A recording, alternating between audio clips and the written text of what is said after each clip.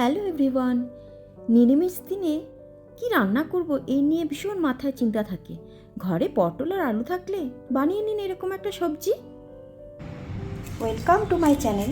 আজ আমি বানাবো আলু পটলের নিরামিষ ডালনা।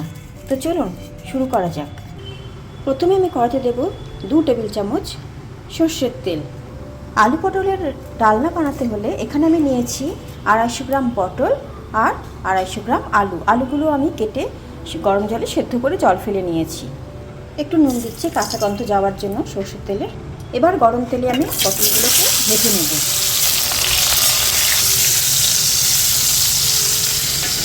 এবার আমি আলুগুলোকে ভেজে নিচ্ছি।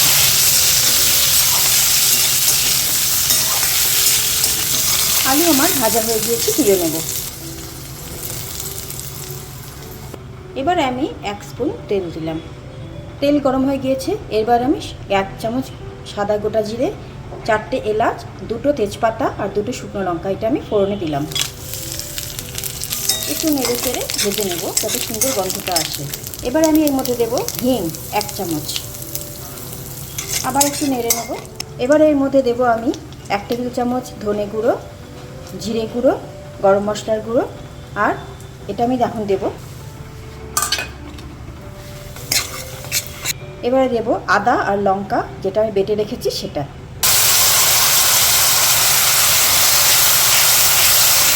একটু বাটি ধোয়া জল দেব। এবারে এর মধ্যে দেব হলুদ গুঁড়ো, স্বাদ অনুসারে লবণ আর টমেটো কুচি। এখানে আমি 2টো মাঝারি মাপের টমেটো ছোট করে কেটে রেখেছি। আর একটু জল দিয়ে মশলাটাকে কষাবো। মশলাটা ততক্ষণ কষাবো যতক্ষণ না পর্যন্ত টমেটোগুলো একটু সেদ্ধ হয়ে যাচ্ছে আর মশলা ভাজার পরে যে তেলটা বেরোয় সেই তেলটা যতক্ষণ না বেরোচ্ছে ততক্ষণ আমি ভাজবো।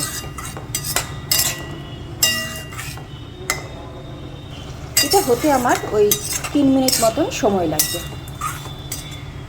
এবার এই মধ্যে দেবো ছোটো চামচের 1 চামচ মতন চিনি। চিনিটা অপশনাল, আপনারা দিতেও পারেন নাও দিতে পারেন। নিরামিষ তরকারিতে একটু চিনি দিলে টেস্টটা ভালো পারে, তার জন্য একটু দিয়েছি। এবার আমার মশলা ভাজা হয়ে গিয়েছে। এবারে দেবো আমি এই আলু পটল যেটা ভিজে রেখেছিলাম সেটা আমি ঢেলে দেবো এর মধ্যে।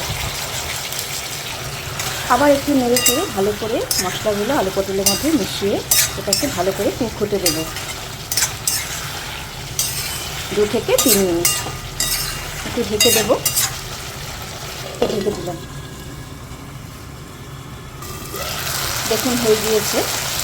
মশলাপাতি ভালো করে আলু পটলের মধ্যে মিশেও গিয়েছে আর আলুগুলোও দেখুন সেদ্ধ হয়ে গিয়েছে।